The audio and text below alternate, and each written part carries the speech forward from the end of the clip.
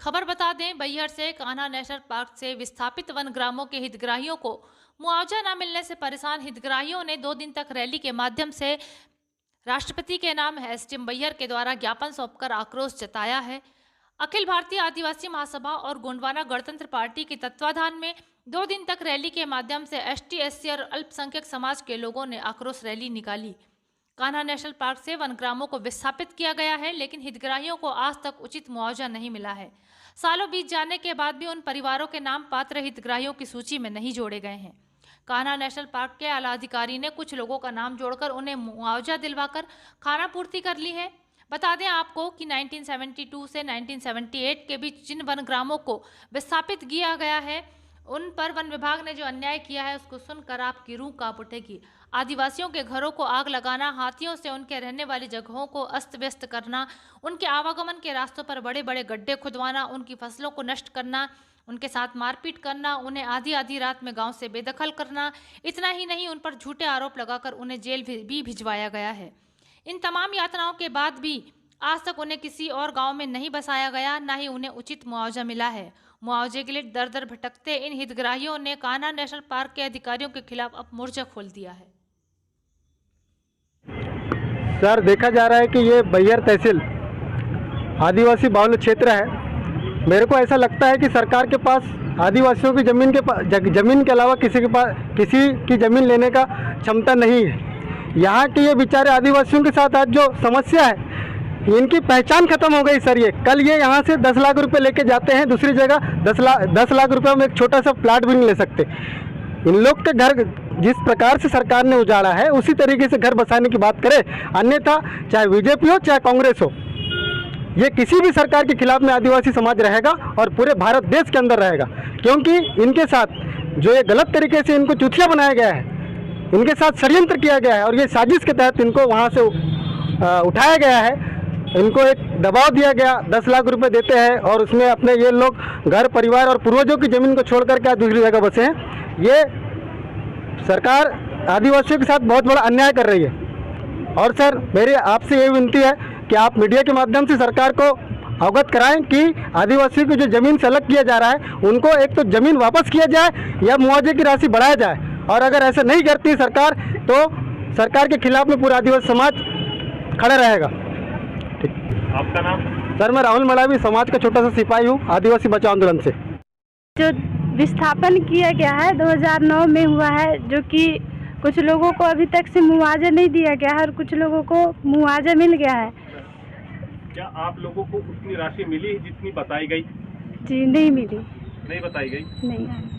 और आप लोगों के द्वारा फिर जब ये आवेदन जो आप लोगों ने दिया है, उसके तहत प्रक्रिया में यदि आवेदन का कोई निराकरण नहीं निकलता तो आप लोग क्या करेंगे? उग्र आंदोलन करेंगे। कब तक के चलेगा ये आपका आंदोलन? जब तक कि मुआवजा नहीं मिलेगा तब तक। कान्हा राष्ट्रीय उद्यान से जो विस्थापित परिवार हैं, जिनको मुआवजा राशि मिली नहीं है, जो 10 लाख की डिमांड रखे गए थे इन्होंने, और ज़मीन के बदले ज़मीन भी, पर कुछ लोगों को ज़मीन भी नहीं दी गई और कुछ लोगों को मुआवजा राशि भी नहीं दी गई।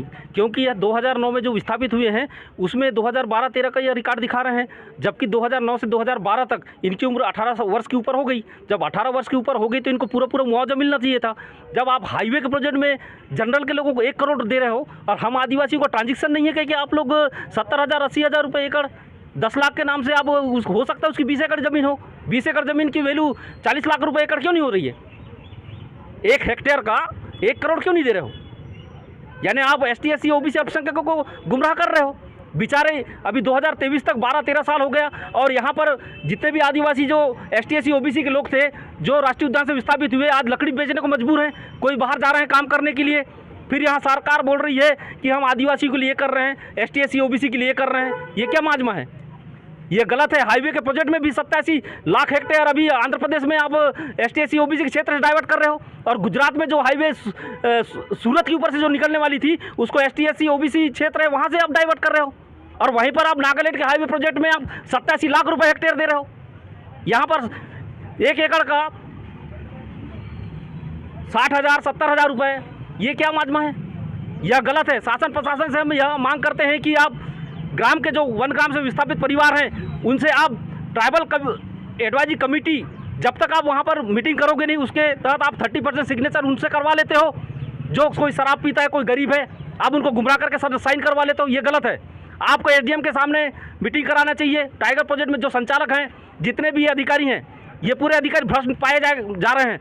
हम इस चीज़ की अगर मांग पूरी नहीं होती तो उग्र आंदोलन करेंगे। 10 दिन के अंदर हम अल्टीमेटम दे रहे हैं एसडीएम साहब को, नहीं तो हम बालाघाट से भोपाल तक, दिल्ली तक ये चढ़ाई करेंगे। क्योंकि टाइगर प्रोजेक्ट जो राष्ट्रीय उद्यानों का जो कार्यक्रम है, या सुप्रीम कोर्ट की गाइडलाइन के आधार पर जमीन के बदले जमीन भी दिया जाए, ऐसा है, जबकि यह कोई भी फॉलो नहीं कर रहे हैं, यानी फॉरेस्ट। उसके साथ ही हम देख रहे हैं कि जो राष्ट्रीय उद्यानों का जो क्रिया हो रही है, जो केंद्र सरकार के अंदर में है, केंद्र सरकार से जबकि ज़्यादा गाइडलाइन है कि ज़्यादा मुआवजा राशि मिलना चाहिए। 10 लाख रुपए एकड़ क्यों? अभी की 10 लाख की वैल्यू क्या है इस समय, अभी वर्तमान में? मैं इतना ही कहना चाहूँगा। धन्यवाद। गोंडवाना गणतंत्र पार्टी जिला महामंत्री। देखिए, ये जो मसला, जिस मसले को लेकर हम लोग यहाँ पे एकत्रित हुए हैं, 2009 में विस्थापित किए गए 10 गांव के जो आदिवासी समुदाय के लोग हैं, वहाँ पे SC ST OBC के लोग हैं। टोटल लोगों को आज तक जो शासन के द्वारा दिए गई राशि जो देना था, आज तक नहीं दे पाए हैं। और मुझे समझ में ये नहीं आता कि बीजेपी की भी सरकार रही और कांग्रेस की भी वर्तमान विधायक जी हैं, लेकिन उसके बाद भी आदिवासियों पर अन्याय अत्याचार हो रहा है, तो ये समझ से परे है। तो इससे साबित तो ये होता है कि कांग्रेस और बीजेपी की जो सरकार है वो आदिवासियों के हितैषी नहीं है।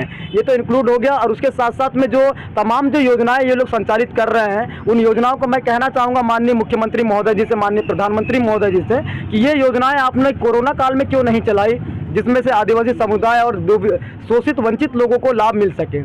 आप राजनीतिक पैटर्न अपनाने के लिए, ये करीब चुनाव आ रहा है और आप नई नई प्रकार की योजनाएं संचालित कर रहे हो, परंतु जो 2009 से विस्थापित आदिवासियों को 10 लाख 15 लाख रुपए जो मिलना चाहिए था उचित मुआवजा, उनके तरफ आप ध्यान नहीं दे रहे हो। तो मैं कांग्रेस और बीजेपी दोनों को कहना चाहता हूँ, संदेश देना चाहता हूँ कि आदिवासी समुदाय इस बार जाग चुका है और आदिवासी समुदाय आप दोनों का इस बार खुलकर विरोध करेगा। आपका नाम? अंकुश चौहान, राष्ट्रीय क्रांति मोर्चा जिला अध्यक्ष बालाघाट।